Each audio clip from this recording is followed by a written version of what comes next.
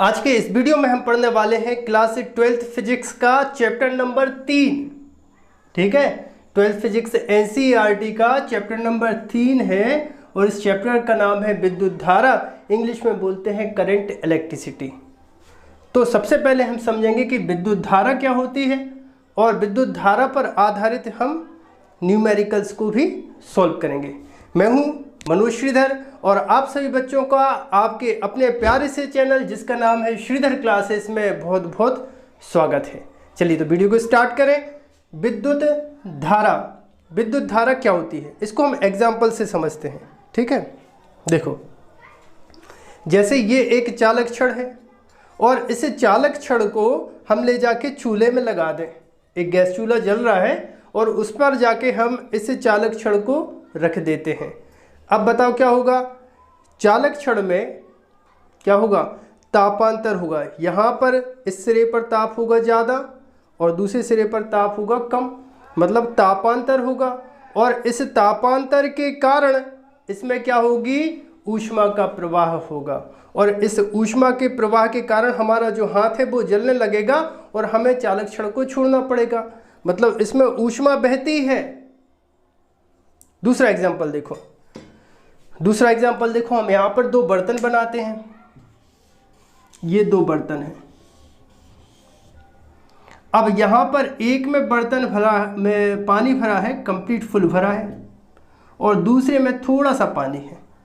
अब इसको अगर हम एक पाइप से कनेक्ट कर दें, एक नली से कनेक्ट कर दें, तब क्या होगा, बर्तन ए से बर्तन बी की ओर पानी बहने लगेगा। इस पानी को क्या कहते हैं, जलधारा। जलधारा क्यों, क्योंकि दोनों के तलों में अंतर है और तलों में इस अंतर के कारण क्या ए से बी की ओर पानी बहेगा, जिसको हम जलधारा कह रहे हैं। जैसे आपने नदियों में बहता हुआ पानी देखा होगा, पानी कहाँ जा रहा है, ऊंचे तल से नीचे तल की ओर, तो उसको क्या कहते हैं, जलधारा। अब यहाँ पर हम बात कर रहे हैं किसकी, यहाँ पर हम बात कर रहे हैं किसकी, विद्युत धारा की। विद्युत धारा के लिए देखो क्या करें अपन, तो यहाँ पर हम दो चालक बना लेते हैं, कबड्डी कबड्डी कबड्डी कबड्डी कबड्डी। चालक को नाम दिया ए, कबड्डी कबड्डी कबड्डी कबड्डी कबड्डी कबड्डी कबड्डी कबड्डी, तो ये हो गया चालक ए। अब यहाँ पर हम एक दूसरा चालक बनाते हैं, कबड्डी कबड्डी कबड्डी कबड्डी कबड्डी कबड्डी कबड्डी। ये कौन सा चालक हो गया, बी। ए और बी दो चालक हो गए। अब चालक ए को हम दे देते हैं आवेश, प्लस क्यू आवेश है। चलो इस पर क्या है, प्लस क्यू आवेश है, पूरे चालक पर फैला है। इस पर है क्या, माइनस क्यू आवेश। ओके, अब देखो जिस पर प्लस क्यू आवेश होता है उसको क्या बोलते हैं, उच्च विभव। इसको क्या बोलेंगे, उच्च विभव। उच्च विभव। इसको क्या बोलेंगे, निम्न विभव। निम्न विभव। जिस पर ऋणावेश होता है, नेगेटिव चार्ज होता है, उसको बोलते हैं निम्न विभव। जिस पर धनावेश होता है उसको बोलते हैं उच्च विभव। भाई चूल्हे में एक चालक छड़ लगाई, एक जगह ताप क्या है, ज्यादा, एक जगह क्या है, कम, तापांतर बना। यहां पर क्या है, उच्च विभव, यहां पर है निम्न विभव, मतलब क्या बना, विभवांतर। जो ऊष्मा और ताप में संबंध होता है, जो संबंध ऊष्मा और ताप में होता है वही संबंध विभव और आवेश में होता है। ऊष्मा और ताप में, विभव में और आवेश में। अब यहां पर विभव है उच्च, यहां पर विभव है निम्न, मतलब आवेश जाएगा। अगर इसको हम कनेक्ट कर दें एक तार से इसको हम कनेक्ट कर दें, तब आवेश क्या होगा, ए से बी की ओर प्रवाहित होने लगेगा। क्यों, क्योंकि दोनों के बीच में क्या है, विभवांतर है। तो चालक तार के सिरों के बीच यदि विभवांतर है तो आवेश अधिक विभव वाले चालक से कम विभव वाले चालक की ओर बहने लगता है, और जब आवेश बहेगा तो इसको कहते हैं क्या, विद्युत धारा। परिभाषा क्या होती है विद्युत धारा की, यहां पर हेडिंग लगा दें, विद्युत धारा की परिभाषा, विद्युत धारा की परिभाषा क्या होगी? किसी चालक में आवेश प्रवाह की दर को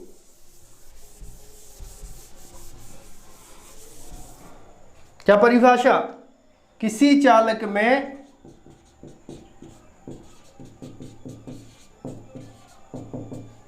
चालक में आवेश प्रवाह की दर को क्या कहते हैं? विद्युत धारा कहते हैं। कोई पूछे विद्युत धारा क्यों बहती है, क्या बोलोगे? चालक में विभवांतर के कारण विद्युत धारा का प्रवाह होता है। या फिर क्या बोलोगे? किसी चालक में आवेश प्रवाह की दर को विद्युत धारा कहते हैं। इसको हमेशा I से प्रदर्शित किया जाता है। हमेशा विद्युत धारा को किससे प्रदर्शित किया जाता है? I से। अब देखो, आवेश को प्रदर्शित किससे किया जाता है? Q से। आवेश को प्रदर्शित किया जाता है Q से। और दर मतलब क्या होता है? टाइम, सो बटे में T। तो किसी चालक में आवेश प्रवाह की दर को विद्युत धारा कहते हैं। यह कैसी राशि है? यह एक अदिश राशि है। यह एक अदिश राशि है। अच्छा, विद्युत धारा का और कोई सूत्र हो सकता है क्या इसके अलावा? बिल्कुल हो सकता है। यहां पर देखो, हमने ये जो दो चालक बनाए थे A और B, इनको हमने एक तार से कनेक्ट किया था। यदि तार A से B की ओर Q बराबर NE आवेश A से B की ओर जाएगा, कितने इलेक्ट्रॉन और एक इलेक्ट्रॉन का आवेश को मिला के बोलेंगे कुल आवेश। A से B की ओर कितने इलेक्ट्रॉन गए हैं, तो इसको हम क्या लिखेंगे? चूंकि हम जानते हैं कि Q बराबर कितना होता है? NE। N का मतलब क्या? इलेक्ट्रॉनों की संख्या। लिख दें यहां पर, जहां N बराबर 1 2 3 डैश डैश डैश डैश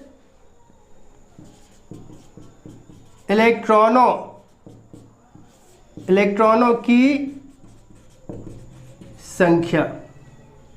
और E का मतलब क्या? एक इलेक्ट्रॉन का आवेश। एक इलेक्ट्रॉन का आवेश कितना होता है बेटा?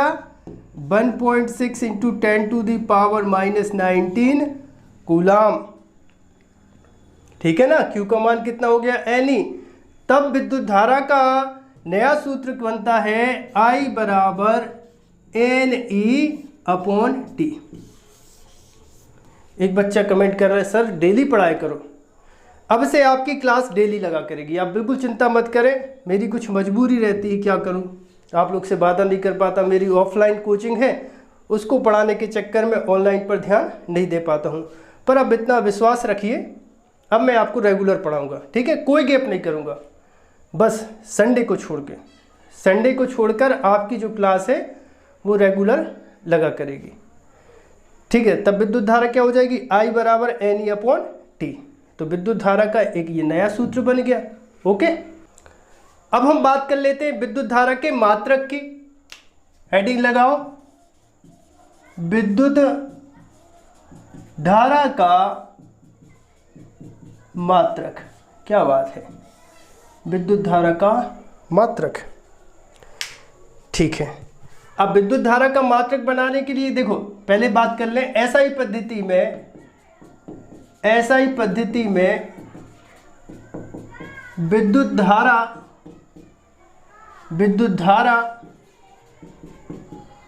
का मात्रक जल्दी बताओ क्या होता है? एम्पियर होता है। एम्पियर होता है। अब कोई आपसे पूछे एसआई पद्धति में विद्युत धारा का मात्रक एम्पियर कैसे होता है? क्या आपके टूथपेस्ट में नमक है? विद्युत धारा का मात्रक एम्पियर कैसे होता है? बताओ जल्दी। I बराबर Q/T, ये सूत्र आप जानते हो। आवेश का मात्रक क्या होता है? आवेश का मात्रक होता है कूलाम। समय का मात्रक होता है सेकंड। समय का मात्रक होता है सेकंड, मतलब 1 कूलाम बटे 1 सेकंड बराबर होता है बच्चों 1 एम्पियर। 1 एम्पियर। अब परिभाषित कैसे बोलोगे?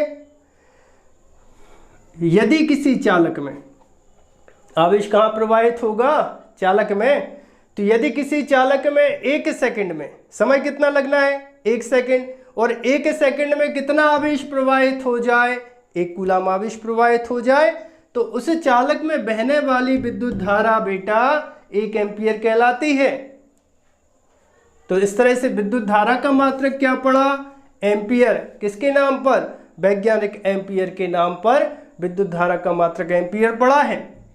कूलाम बटे सेकंड भी लिख सकते हैं, लेकिन हमें क्या लिखना है? एसआई पद्धति में मात्रक वो क्या होता है? एम्पियर होता है। ओके। अब विद्युत धारा का विमीय सूत्र देख लेते हैं। विद्युत धारा का विमीय सूत्र, विद्युत धारा का विमीय सूत्र। अब विद्युत धारा का जो विमीय सूत्र होता है बच्चों वो ए होता है। क्या होता है? ए होता है। विद्युत धारा का विमीय सूत्र कभी निकाला नहीं जाता। भाई देखो, इस बात को थोड़ा विस्तृत समझ लेते हैं।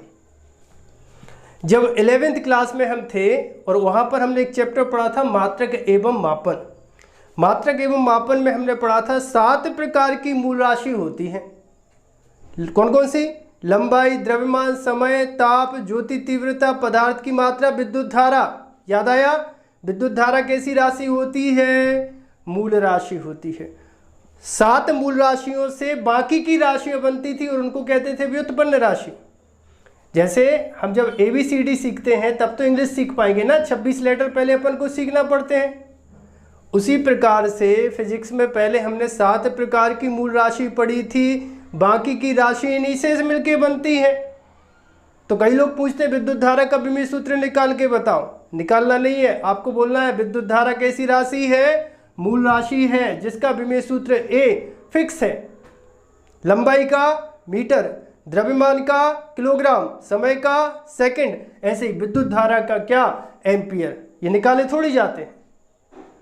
अब आपको क्या याद रखना है? विद्युत धारा का मात्रक भी एम्पियर होता है और विद्युत धारा का जो विमीय सूत्र होता है वो भी क्या होता है? एम्पियर होता है। ऐसा ब्रैकेट लगा के आपको ए लिख देना है।